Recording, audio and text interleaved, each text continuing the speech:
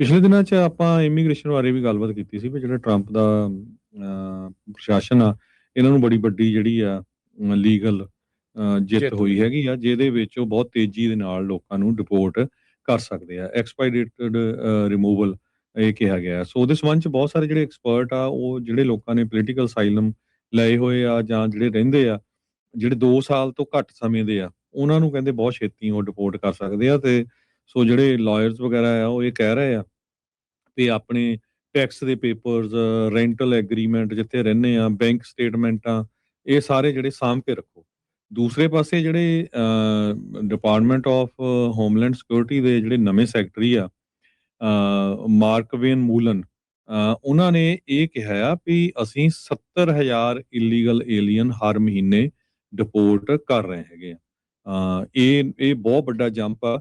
ਪਿਛਲੀ ਵਾਰੀ ਜਿਹੜੀ ਸੀਗਾ, ਉਸ ਟਾਈਮ ਦੇ ਉੱਤੇ ਇਹ ਦੱਸਿਆ ਗਿਆ ਸੀ ਵੀ 24,000 ਲੋਕ ਹਰ ਮਹੀਨੇ ਡਿਪੋਰਟ ਹੋ ਰਹੇ ਆ। ਸੋ ਉਹਨਾਂ ਨੇ ਇਹ ਕਿਹਾ ਵੀ ਡੈਮੋਕ੍ਰੇਟਸ ਨੇ ਬਹੁਤ ਲੰਮਾ ਸਮਾਂ ਇਮੀਗ੍ਰੇਸ਼ਨ ਸਿਸਟਮ ਨੂੰ ਜਿਹੜਾ ਬ੍ਰੇਕ ਕੀਤਾ ਆ, ਇਹ ਜੋਕ ਬਣਾਇਆ ਤੇ ਸਾਡੀਆਂ ਕਮਿਊਨਿਟੀਆਂ ਜਿਹੜੀਆਂ ਫਲੱਡ ਹੋ ਕ੍ਰਾਈਮ ਦੇ ਨਾਲ, ਫੈਂਟਨਿਲ ਦੇ ਨਾਲ, ਤੇ ਜਿਹੜੀਆਂ ਅਮਰੀਕਨ ਫੈਮਿਲੀਜ਼ ਆ, ਉਹ ਇਸ ਕਰਕੇ ਕਾਫੀ ਹੈਵੀ ਪ੍ਰਾਈਸ ਦੇ ਰਹੀਆਂ ਹੈਗੀਆਂ। ਸੋ 70,000 ਦੇ ਕਰੀਬ ਕਹਿੰਦੇ ਪਈ ਅਸੀਂ ਹਰ ਮਹੀਨੇ ਲੋਕਾਂ ਨੂੰ ਡਿਪੋਰਟ ਕਰ ਰਹੇ ਹੈਗੇ। ਜੀ।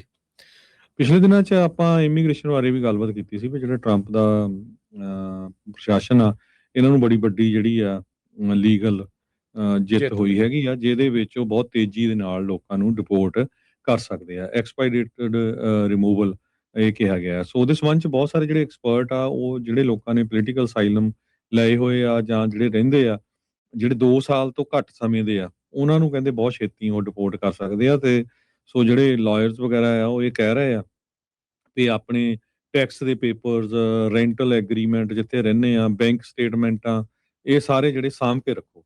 ਦੂਸਰੇ ਪਾਸੇ ਜਿਹੜੇ ਡਿਪਾਰਟਮੈਂਟ ਆਫ ਹੋਮਲੈਂਡ ਸਿਕਿਉਰਿਟੀ ਦੇ ਜਿਹੜੇ ਨਵੇਂ ਸੈਕਟਰੀ ਆ, ਮਾਰਕਵੇਨ ਮੂਲਨ, ਉਹਨਾਂ ਨੇ ਇਹ ਕਿਹਾ ਆ ਵੀ ਅਸੀਂ 70,000 ਇਲੀਗਲ ਏਲੀਅਨ ਹਰ ਮਹੀਨੇ ਡਿਪੋਰਟ ਕਰ ਰਹੇ ਹੈਗੇ ਆ। ਇਹ ਬਹੁਤ ਵੱਡਾ ਜੰਪ ਆ।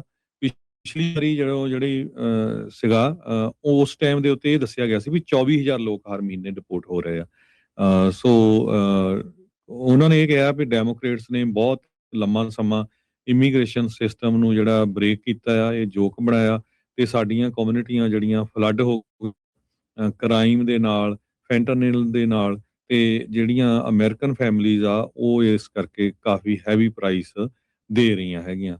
ਸੋ 70,000 ਦੇ ਕਰੀਬ ਕਹਿੰਦੇ ਪਈ ਅਸੀਂ ਹਰ ਮਹੀਨੇ ਲੋਕਾਂ ਨੂੰ ਡਿਪੋਰਟ ਕਰ ਰਹੇ ਹੈਗੇ। ਜੀ।